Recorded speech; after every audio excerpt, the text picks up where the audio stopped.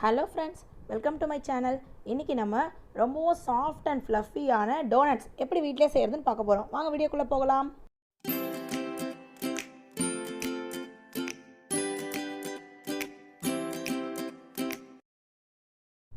Doughnuts செய்யறதுக்கு நம்ம first east activate பண்ணிக்கலாம். அதுக்கு நான் 1/4 கப் வார்ம் மில்க் எடுத்துர்க்கேன். வெதுவெதுப்பா இருக்கிற மாதிரி பால்.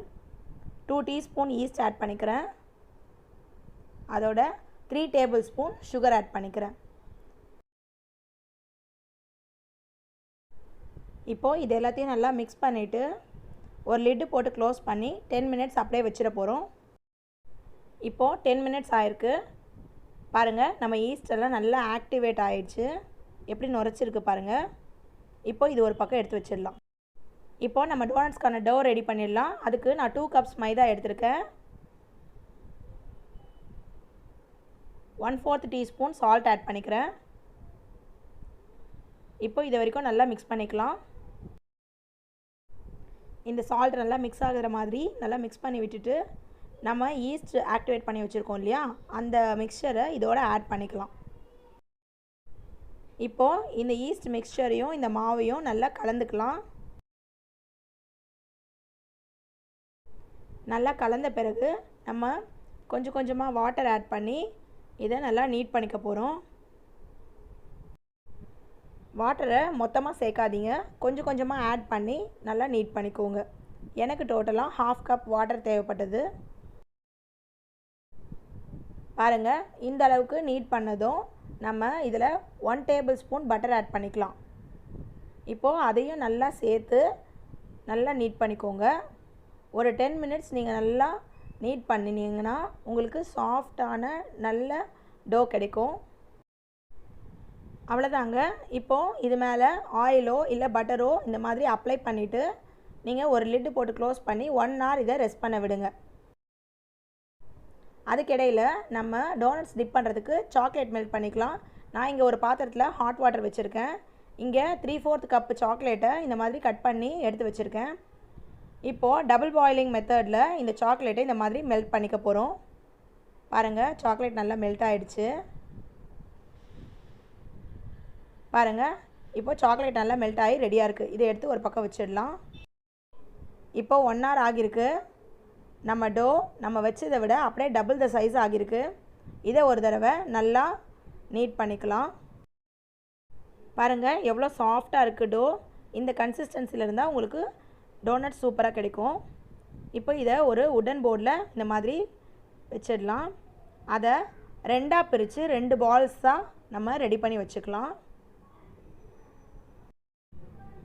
இப்போது ஃபஸ்ட்டு கொஞ்சமாக மைதா டஸ்ட் பண்ணிக்கிறேன்.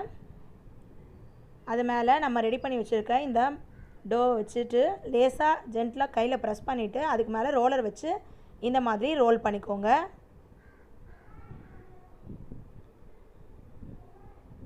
பாருங்கள், இந்த அளவுக்கு திக்னஸில் நீங்கள் ரோல் பண்ணிங்கன்னா உங்களுக்கு டோனட்ஸ் கரெக்டாக கிடைக்கும். 2 டிஃப்ரெண்ட் சைஸில் மூடி எடுத்துக்கிறேன் நான். அதை வச்சு இந்த மாதிரி டோனட் ஷேப்பில் கட் பண்ணிக்க போகிறேன். உங்கள்கிட்ட டோனட் கட்டர் இருந்தால் நீங்கள் அதை யூஸ் பண்ணியும் கட் பண்ணிக்கலாம்.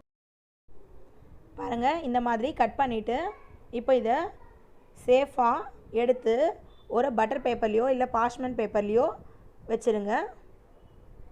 பாருங்கள் எவ்வளோ சூப்பராக டோனட்ஸ் ரெடி ஆகிடுச்சு. இதை இந்த மாதிரி பட்டர் பேப்பரில் நான் அரேஞ்ச் பண்ணிக்கிறேன். இப்போ மீதி உள்ள மாவை மறுபடியும் ரோல் பண்ணி அதே சேம் ப்ராசஸ் ரிப்பீட் பண்ணுங்கள். பாருங்கள், இதே மாதிரி திரட்டி மறுபடியும் 2 லிட்டு வச்சு அதே மாதிரி டோனட் ஷேப்பில் கட் பண்ணி எடுத்துக்கோங்க. ஸோ இதே மாதிரி நாம் எல்லா டோனட்ஸையும் ரெடி பண்ணி வச்சுக்கலாம்.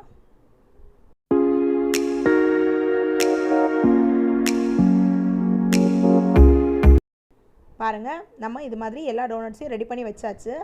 இப்போ இதை ஒரு லிட்டு போட்டு க்ளோஸ் பண்ணி 1/2 hour அப்படியே ரெஸ்ட் பண்ண விடுங்க. இப்போ 1/2 hour ஆகியிருக்கு. பாருங்கள், நம்ம டோனட்ஸ் எல்லாம் நம்ம வச்ச சைஸை விட அப்படியே ரைஸ் ஆகி டபுள் ஆகியிருக்கு.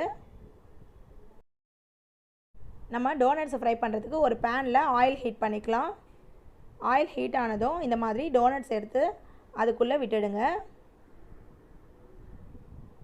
மீடியம் ஃப்ளேமில் வச்சு நல்லா கோல்டன் கலர் வர வரைக்கும் அதை ஃப்ளிப் பண்ணி ஃப்ரை பண்ணி எடுங்க.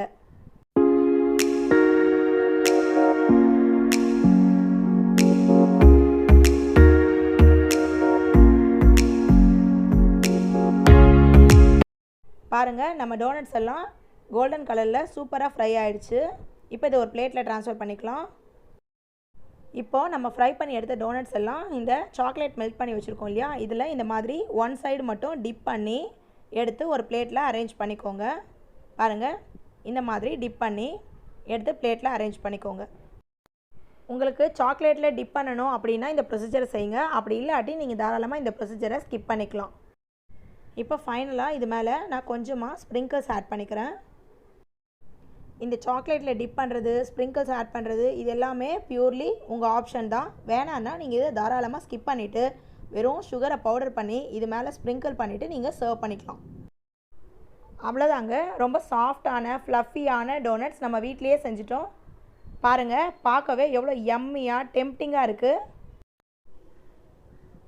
இப்போது இந்த டோனட்ஸை நான் பிரித்து காட்டுறேன். பாருங்கள், நமக்கு பேக்கரிஸ்லாம் கிடைக்கிற மாதிரி எவ்வளோ சாஃப்டான டோனட்ஸ் நம்ம வீட்லேயே எவ்வளோ ஈஸியாக பண்ண முடிஞ்சுது. அவ்வளோதாங்க, இதை நீங்கள் வீட்லேயே செஞ்சு சூப்பராக என்ஜாய் பண்ணலாம். உங்கள் வீட்டில் கிட்ஸ் இருந்தால் நீங்கள் அவங்களுக்கும் கொடுத்தீங்கன்னா அவங்க ரொம்ப என்ஜாய் பண்ணி சாப்பிடுவாங்க. இந்த வீடியோ உங்களுக்கு பிடிச்சிருந்தா லைக் பண்ணுங்கள், ஷேர் பண்ணுங்கள், கமெண்ட் பண்ணுங்கள். மறக்காமல் நம்ம சேனலை சப்ஸ்கிரைபும் பண்ணிவிடுங்க. Eat healthy, stay healthy. Thanks for வாட்சிங். நான் மறுபடியும் உங்களை இன்னொரு இன்ட்ரெஸ்டிங்கான ரெசிபியோடு சந்திக்கிறேன். அது வரைக்கும் பாய்.